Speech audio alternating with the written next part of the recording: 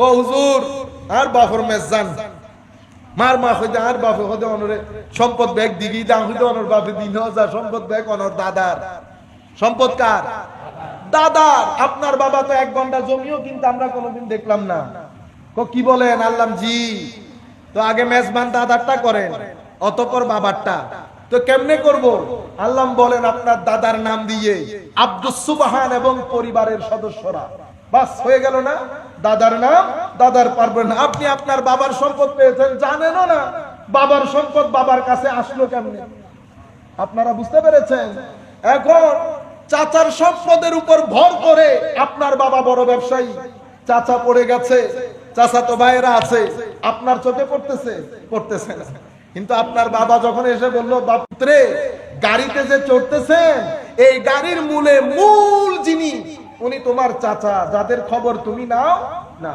কারণ এটা ছেলেদের তো জানার কথা না কাদের রক্ত মাংসে এই দিন জমিনের মধ্যে প্রতিষ্ঠিত হয়েছে। এই সমস্ত বাচ্চা পোলাপাইনের বেয়াদবির কারণে বেয়াদবির বাজার গরম হয়েছে। সেই সময় ওনারা বলছেন এই সমস্ত বাচ্চা শাসক গুলাকে দেখার পরে আমরা বুঝলাম ওই আবু হুরাইরা যে বলেছিলেন 20, 25, 30 বছর আগে, ফাইজা রাআহুম গিলমানান আহদাসা ক্বালা লানা আসা হাউলাই ইয়াকুনু মিনহুম কুলনা আনতা আলাম। আমার দাদা বললেন আবু হুরাইরা বুদই এদের কথাই বলেছিলেন। আমি বললাম আপনি ভালো জানেন। সম্মানিত উপস্থিতি, এই হলো হাদিস, এই হলো হাদিস। হাদিসের সামারি কি?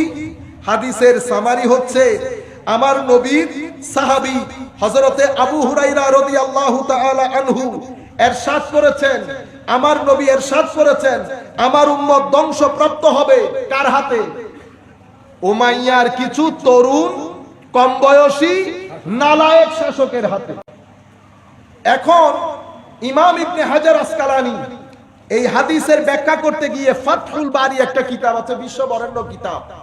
আমার ভাইয়েরা, আফসোসের বিষয়, আফসোসের বিষয়, এত বড় বড় শাইখুল হাদিস এত জায়গার মধ্যে প্রশ্ন উত্তর দেয়, কিন্তু কোনোদিন এই হাদিসগুলা বলে না, কোনোদিন এই হাদিসগুলা বলে না।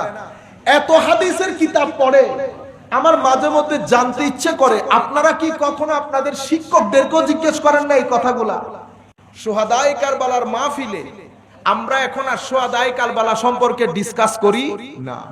আহলে বাইতে রাসূলের ফজিলতগুলা ইগনোরড হচ্ছে।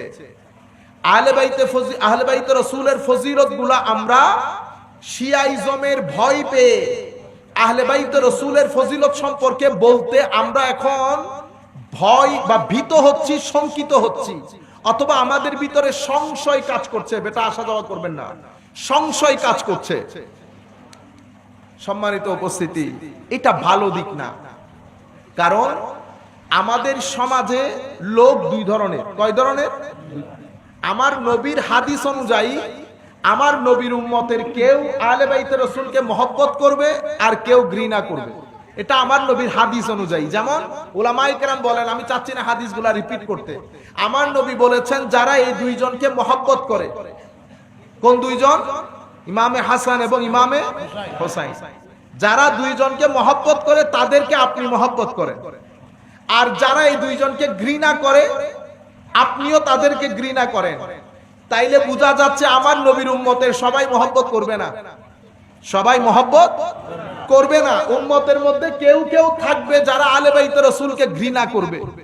মহব্বত করেন আর ঘৃণা করেন, কোনোটাই ধরা ছোঁয়া যায় না, বোঝা যায়। কি করা যায়? বোঝা যায়। কিভাবে বুঝবো? আপনার কর্মকাণ্ডের মাধ্যমে আপনার কর্মকাণ্ড আমাদেরকে জানান দেবে আপনি মহব্বত করেন না ঘৃণা করেন। হুজুর আমি মহব্বত করি বলে লাভ নাই। এই জন্য আমাদের এখানে একটা মহব্বত আর একটা মাজহারে মহব্বত। মাজহারে মহব্বত কোনটা? অতিরিক্ত জিকির করা, আহলে বাইত রাসূলের জিকির, আহলে বাইত রাসূল তাজিম তাওকীর, আমার নবীর তাজিম তাওকীর, কোরআনের তিলাওয়াত, নামাজ, সুন্নতের রাসূল, এগুলো সব মাজহারে মহব্বত। আপনি আমার নবীর কথা বললে চেহারা সুরত ফুলে উঠতে হবে না, তাইলে না এটা মহব্বত প্রকাশিত হবে। মহব্বত অন্তরের একটা খাস অবস্থার নাম। এটা ধরাও যায় না, ছোঁয়াও যায় না, কিন্তু এটা বোঝা যায়। কিভাবে বুঝবো? মাজহারে মহব্বতের মাধ্যমে। তো মাজহার কি? এই যেমন আহলে বাইত রাসূলকে আপনারা মহব্বত করেন, এটার মাজহার কি? এই যে আপনারা মাহফিল সাজিয়েছেন, এটা হচ্ছে মাজহারুম মিন মাজাহিরিল মুহাব্বা লি আহলে বাইত রাসূলিল্লাহ সাল্লাল্লাহু আলাইহি ওয়াসাল্লাম।